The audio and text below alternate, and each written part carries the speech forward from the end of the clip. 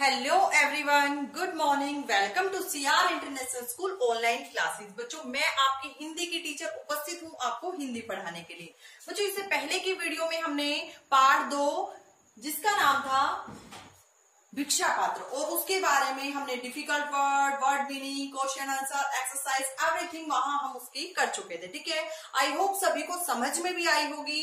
फिर भी अगर किसी बच्चे को कोई डाउट है, कुछ प्रॉब्लम है, कुछ समझ में नहीं आया तो आप मुझे कॉल कर सकते हैं और आप मुझसे मैसेज भी कर सकते हैं व्हाट्सएप के थ्रू। ओके, आपकी प्रॉब्लम को तुरंत सॉर्ट आउट किया जाएगा। बच्चों, चलते हैं आज की इस वीडियो में कि हम क्या करने वाले हैं। आज की वीडियो में हम करेंगे बच्चों हिंदी व्याकरण का एक टॉपिक, हिंदी व्याकरण। जी हाँ, आज हम हिंदी रीडर की बुक से वर्क नहीं करेंगे, आज हम आपकी बुक हिंदी व्याकरण से वर्क करेंगे। ठीक है, और हिंदी व्याकरण में जो वर्क हम करने वाले हैं बच्चों, उसका हमारा विषय है अनुच्छेद। जी हाँ बच्चों, आज हम अनुच्छेद करने वाले हैं और उस अनुच्छेद का नाम है समय का महत्व। ओके, चलिए चलते हैं।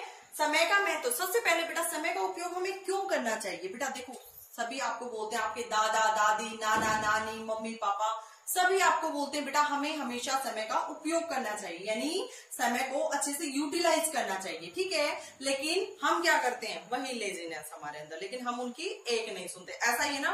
बट बच्चों, आज के बाद ऐसा नहीं होना चाहिए। आज मैं आपको इसी विषय के बारे में बताने वाली हूँ। ठीक है, चलते हैं। देखिए, समय का महत्व हमारे जीवन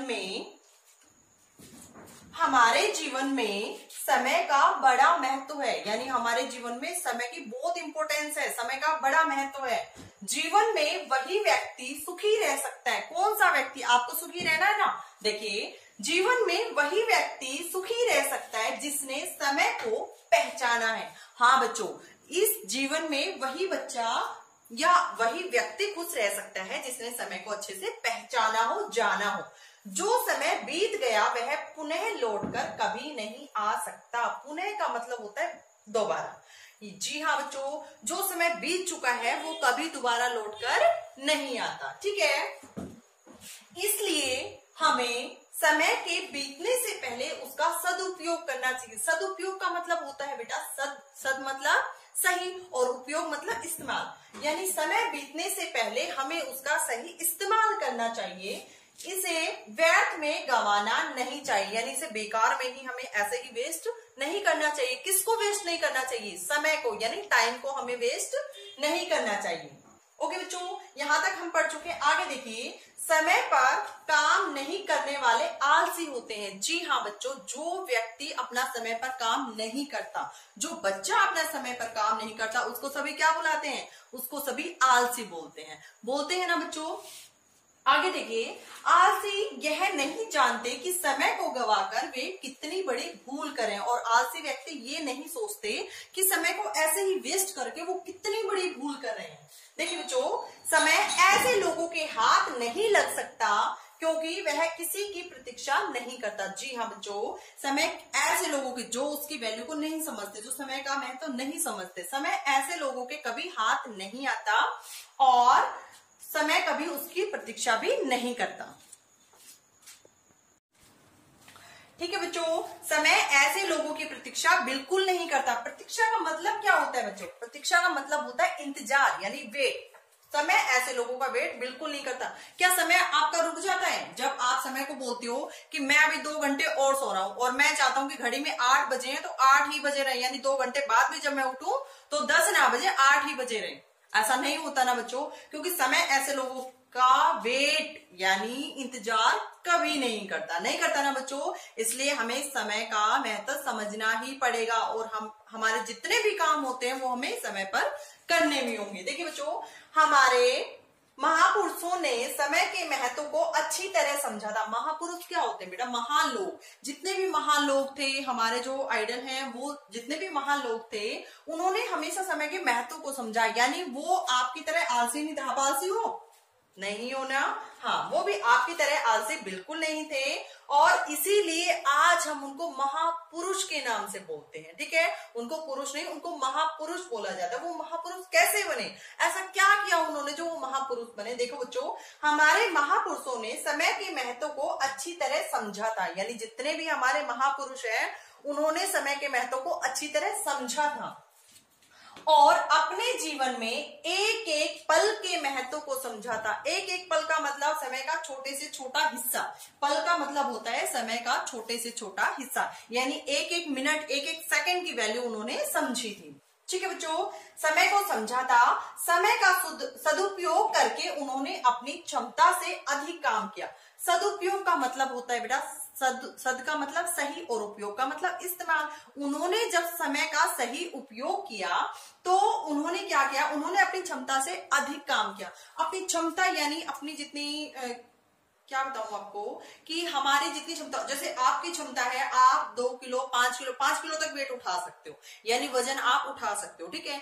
लेकिन जब उन्होंने समय के महत्व को समझा तो उन्होंने अपनी क्षमता से अधिक काम किया। जैसे आप अगर 5 किलो वेट उठा सकते हो तो आपकी क्षमता क्या है 5 किलो, लेकिन आपने अपनी क्षमता से अधिक वेट उठाया, यानी आपने 6 किलो वेट भी उठा दिया, 7 किलो वेट भी उठा दिया, तो वो होता है बेटा अपनी क्षमता के से अधिक। ओके बच्चों, यानी समय का सदुपयोग करके उन्होंने अपनी क्षमता से अधिक काम किया, यानी जितने भी महापुरुष थे उन्होंने अपनी क्षमता से अधिक काम किया। कब किया, जब उन्होंने समय के महत्व को समझ लिया। जैसे अगर कोई व्यक्ति है वो रात को 8 बजे या 10 बजे वो सो जाता है, ठीक है, लेकिन उसने क्या सोचा, उसने ये सोचा कि आज मुझे ये काम खत्म करके ही सोना है, यानी कोई भी उसके लिए इंपॉर्टेंस है, कोई भी काम इंपॉर्टेंट है तो उसको वो इंपॉर्टेंस देता है, उसको महत्व देता है कि आज मुझे रात को ये काम कंप्लीट करना है। यानी उसकी क्षमता क्या थी, वो तो रात को डेली 8 बजे सोता था, आज उसने अपनी क्षमता से अधिक काम किया, यानी आज वो रात को 8 बजे नहीं, रात को वो 11, 10 बजे सोया। क्यों, क्योंकि उसने समय के महत्व को समझा और उसने क्या सोचा कि ये काम मुझे इस टाइम पर करना है और उसने करके दिखाया, ठीक है। यानी उसने अपने अपनी क्षमता से अधिक काम किया, ठीक है बच्चों। समय का सदुपयोग करने के लिए हमें एक तालिका बनाकर, तालिका का मतलब होता है बेटा टाइम टेबल बनाकर, ठीक है, जिसे आप इंग्लिश में टाइम टेबल बोलते हो।